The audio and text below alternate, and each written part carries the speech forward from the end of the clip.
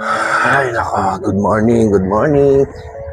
Ewan ko ba kung good morning o bad morning. Yung kahit nag-abiso ng ay tara kapit tayo. Kahit nag-abiso pa tayo ng tubig, no. Hindi rin natin matanggap-tanggap na mawawalan tayo ng tubig dahil hindi naman tayong sanay na nawawalan ng tubig ang Barangay San Pedro.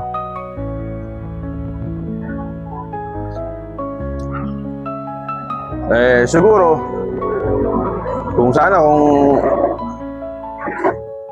mas mabuti pa sana maglabas na lang sana kayo ng pondo para magkaroon ng poso ang mga natin, mga bawat kanto natin. Mas malinaw pa ho.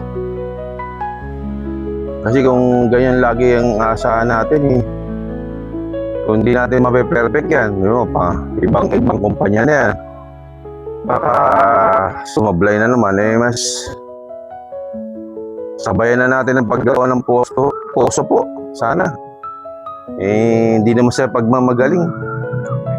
Ina-apply ko na yung sarili ko, nahihirapan ako talaga na nagganyang klaseng serbisyo para sa ating lugar o para sa nakakalahat na ho ng buong San Jose. Lagyan nyo na ho ng mga poso para may option po tayo para pag nagloko yung kumpanya na yan, meron tayong pagkukuha ng tubig.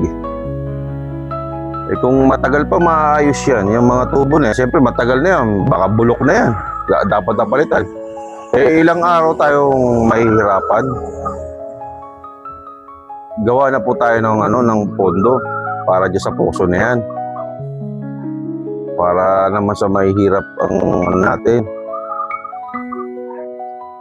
Sana po maisip natin,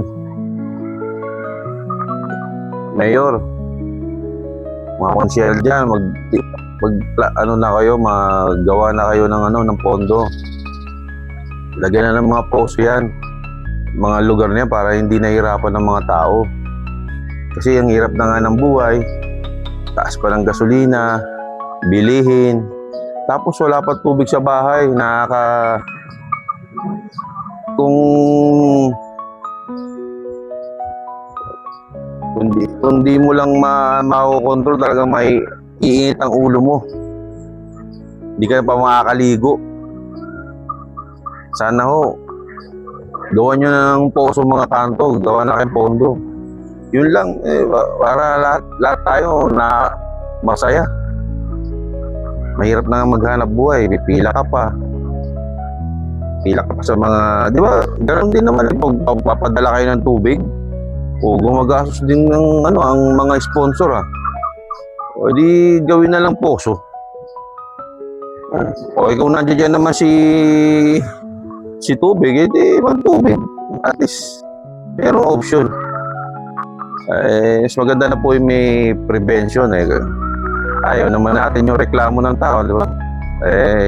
Pag may poso tapos may kumpanya, di maka-less tayo ng reklamo, di ba? Ayun lang po, good morning. Baka lang naman. Salamat po. God bless.